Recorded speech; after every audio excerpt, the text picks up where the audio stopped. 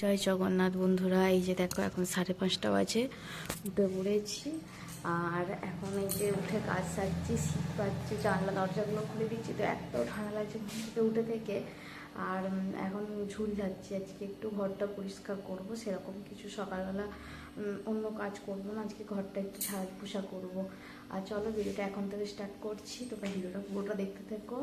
আর একটু এই যে দেখো সকালবেলাই শুরু করে দিয়েছি ঝাড়ু ঝাড়ু করতে, ঝুল ঝাড়াঝাড়ি করছি। সেইভাবে অবশ্য বেশি ঝুল হয় না আমার ঘরে, সত্যি কথা বলতে কি আমি বলতে গেলে প্রত্যেক সপ্তাহে একদিন করে ঝুল ঝেড়েই নিই। আর তারপরে এই দরজাগুলো জানলাগুলো ওইগুলো আমি রোজ ঝাড়ি, কখনো একদিন ছাড়া ঝাড়ি, এরকম ঝেড়ে নিই। সেভাবে আমার ঘরে ঝুল হয় না। কিন্তু এই যে হালকা ফুলকা ঘর থেকে এসে একদিন ঝেড়েছিলাম, আর তারপর হালকা ফুলকা একটু মনে হয়েছে, ভাবলাম এই সময় কদিন পুজো টুজো করছি না, ভাবলাম যে ঘরের ঝুলগুলো ঝেড়ে নিই। দেখো ঝুল ঝাড়া হয়ে গেছে, হয়ে যেতে সব ঘরের জানলা দরজাগুলো তারপরে ঝাড়ু দিয়ে যতটা যায় ওপরগুলো দেয়ালগুলো ছাড়া যায় সেগুলো ঝেড়ে নিচ্ছি। নিয়ে এই যে ঝাঁটটা দিয়ে দিচ্ছি, দিয়ে তারপরে আরও এখনও ভিতরের ঘরটা বাকি আছে। দেখো এই দিকের ঘরটা হয়ে গেছে কমপ্লিট, এবার ভিতরের ঘরটা করে নেব। নিয়ে তারপরে ড্রেস চেঞ্জ করে ভাবলাম ছেলের স্কুলে টিফিন বানানো হতে বাকি আছে, ঝটাপট টিফিনটা বানিয়ে নিই। আর পুরি করে দিচ্ছি, এটাই আমার সবচেয়ে বড় ভুল হয়েছিল। রাত্রিবেলা পুরি খেয়েছে, আবার এখনও পুরি খাওয়াবে। আর এইটার জন্যে ও অ্যাসিডিটি হয়ে গেছে, মানে এত পেটের যন্ত্রণা হচ্ছিল স্কুল থেকেই, এসে থেকে বলছে পেটে লাগে। এই যে দেখো বন্ধুরা, এখন কটা বাজে দেখো, 11টা 10। এই চান টান করে একটু মাথা টাথা আঁচড়ে একটু ফ্রেশ হলাম। আর হচ্ছে যে এই ঘর দোর পরিষ্কার করতে করতে একবার সব A to Z, এই যে ফুলগুলো পর্যন্ত ধুয়েছি। আর এই যে সব ঘর দোর ভালো করে পরিষ্কার করতে বসে বসে ঘর পুছেছি, খাটের নিচে পুছেছি, এইসব করতে আজকে পুরো এত দেরি হয়ে গেছে। আর পুরো একদম থকেও গেছি। এই যে জামা কাপড় সকালবেলা 2 বালতি কেচে দিয়ে এসেছিলাম, তার মধ্যে পাতলাগুলো শুকিয়েছে। আর আবার দেখো না, রোদ্দুরে সেভাবে জোরও নেই। আর ফ্রিজ টিজ দেখো চারিদিকে সবই পরিষ্কার করে নিয়েছি, একদম পুরো পরিষ্কার করে নিয়েছি সব কিছু A to Z। শুধু এই যে কাপড়গুলো সব ধুয়েছি, সেইগুলো এবার পাততে বাকি আছে। এবার আমি রান্না বান্না বসাই, তারপরে তোমাদের সাথে পরে কথা হবে। দেখো এদিকে খাওয়া দাওয়াও করে নিয়েছি, নিয়ে তারপরে সবজি টবজি সব কেটে কেটে নিয়েছি। নিয়ে ভাবলাম 1 সেকেন্ডও না রেস্ট করে না বসে বরঞ্চ এদিকের কাজগুলো তাড়াতাড়ি গুছিয়ে নিই বলে বাসন রাখার এই যে কাপড়টা পেতে বাসনগুলো সব গুছিয়ে নিলাম। নিয়ে ফ্রিজের ওপরে কাপড়টা পেতে দিলাম। তারপরে এই যে ফিল্টার, ইন্ডাকশান ফিল্টার, তারপরে মিক্সি, এগুলো সব যে থাকে সবই জামা কাপড়গুলো তাদের জামা কাপড় পরিয়ে দিলাম। দিয়ে এই ফ্রিজের হ্যান্ডেলটা রুমালটা বেঁধে দিচ্ছি, দিয়ে এখানে কাপড় জামা পরাতে চলে এসেছি একে। এইগুলো সব ভালো করে পেতে টেতে নিচ্ছি। নিয়ে কি বলতো, সব কাজগুলো পুরো গোছানো পরিষ্কার থাকলে ব্যাস শান্তিতে একটু রেস্ট নেওয়া যায়। এই গাছ পড়ে থাকবে কি শুয়ে বসে থাকবো, ওটা আমি পারি না।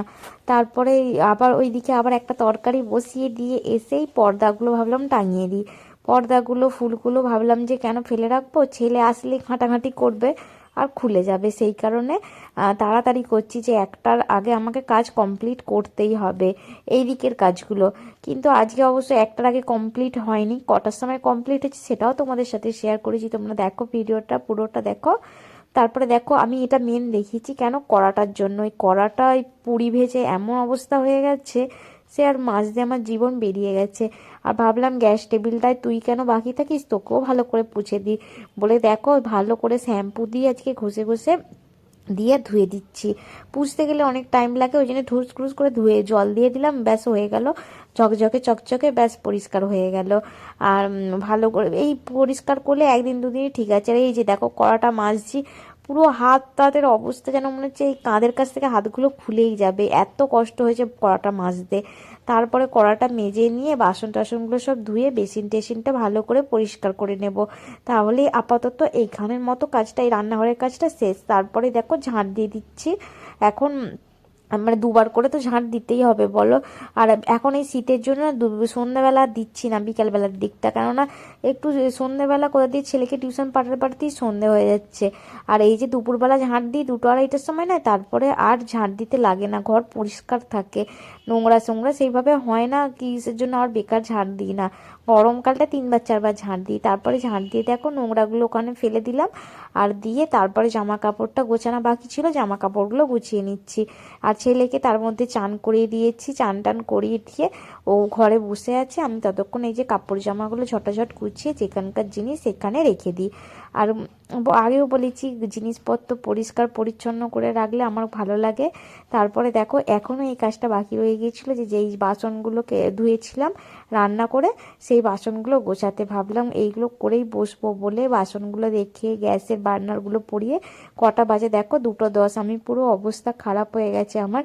দেখো আর দেখো তারপরে কি রান্না করছি সেটা দেখানোই হয়েছিল না। মাছের ঝাল, চিংড়ি মাছ আর রুই মাছ ছিল, কলমি শাক ভাজা, পেঁপে ভাতে, বড়ি দিয়ে আলু ভাতে মেখেছিলাম, আর কুমড়ো দিয়ে টক হয়েছিল। আর এখানে দেখো ছেলের ভাতটা, মাছটা ছাড়িয়ে দিচ্ছি, ভাতটা মেখে দেবো, কিন্তু একটুকু খায়নি ছেলে, এক ফোঁটা মানে এক গালও খায়নি। দেখো এখন সন্ধ্যাবেলা আমি রেডি হয়ে গেছি, আর একটু যাবো হচ্ছে মার্কেটে।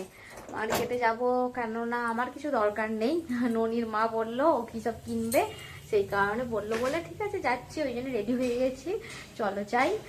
আর হচ্ছে যে তার মধ্যে প্রেসার কুকারে আলু সিদ্ধ বসিয়েছি, বলো না ছেলের আজকে এত জোর অ্যাসিডিটি হয়ে গিয়েছিল, দুপুরবেলা ভাত খাইনি, পেটের যন্ত্রণা হচ্ছিলো, অ্যাসিডিটি হয়েছিল কি থেকে জানি না, পেটের যন্ত্রণা হচ্ছিলো, দুপুরবেলা ভাত খাইনি। সেই সকালে স্কুলে টিফিন নিয়ে গেছিলো, তার মধ্যে যে পুরি তরকারি খেয়েছে ওই জন্যই মনে হয় পেটে লাগছিল, গ্যাস হয়ে গেছে, আর অ্যাসিডিটির জন্যই হচ্ছিল মনে হচ্ছে আমার।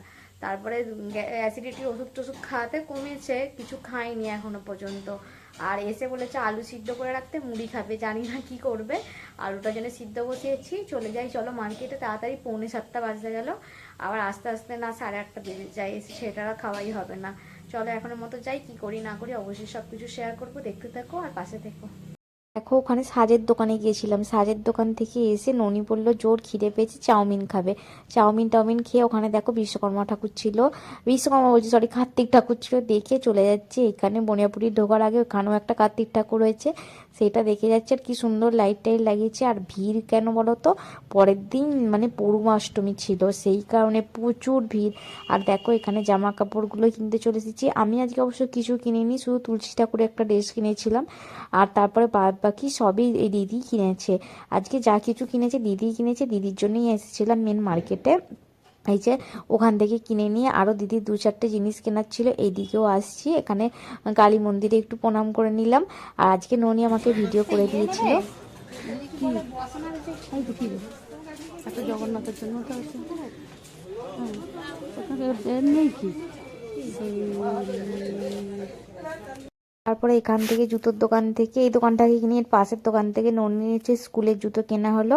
কিনে তারপরে এই যে বাজারে ননির মা বললো কিছু সবজি বাজার করবে, ওখানে থানার কাছ থেকে সবজি বাজার করছে। আর আমি কিসের জন্য হাসি সেটাই ভুলে গেছি, ননি আমাকে দেখাচ্ছিল। দেখো আমি হেসে যেন একবারে লজ্জাবতী লতা হয়ে গেছি। আর এদিকে ননি আর আমি দুজনে একটুখানি ভিডিও নিয়ে কি বলছিলাম, বলা কওয়া করছিলাম। ননি আমাকে বলছে মাসি তুমি কি করে ব্যাক ক্যামেরায় করো, সেটা ননিকে আমি দেখাতেই পাচ্ছিলাম না, ভুলে গেছি। বন্ধুরা এখন বাজে 10টা 15, আর এখন রান্না বান্না করতে এই কিছুক্ষণ হলে ঢুকেছি। মার্কেট থেকে এলাম, এসে নিচে আবার বৌদির সঙ্গে বসে গল্প করছিলাম, করতে করতে উপরে এসে দেখলাম 10টা 3 বাজে। এতে আর 1 সেকেন্ডও বসিনি, শুধু ড্রেসটা চেঞ্জ করে নিয়েছি, নিয়েই লেগে পড়ছি রান্নায়। আর কি রান্না হচ্ছে দেখো, ছোলার ডাল ভিজিয়ে রেখে গিয়েছিলাম, ছোলার ডালটা সিদ্ধ হয়ে গেছে। আর এখানে একটু আদা টমেটোর দিয়ে মশলাটা করে নিচ্ছি। আর পনিরটাই 2 দিন হলো বানিয়ে রেখেছিলাম, আমি ভাবি আবার কবে হবে, তার সাথে আজকেই করে নিই। ছোলার ডালে পনিরটা দিয়ে দেবো, এতে বানাচ্ছি ছোলার ডাল। তারপরে দেখো এই যে তরকারিটা দেখছো, তরকারিটা এত সুন্দর হয়েছে, সবাই পুরো চেটে পুটে খেয়েছে। আর আমার ছেলে তো বলছে আমাকে বেশি করে পনির দেবে, আর আমি যখনই পনির করি আমার ছেলে বেশিটাই খায়, আমাদের পনিরটা খুব বেশি হয়, তোমরা দেখেছো। তারপরে দেখো রাত্রিরে খাবার দাবার নিয়ে বসে গেছি, চলো খেয়ে নিই। Good night. তোমরা কেমন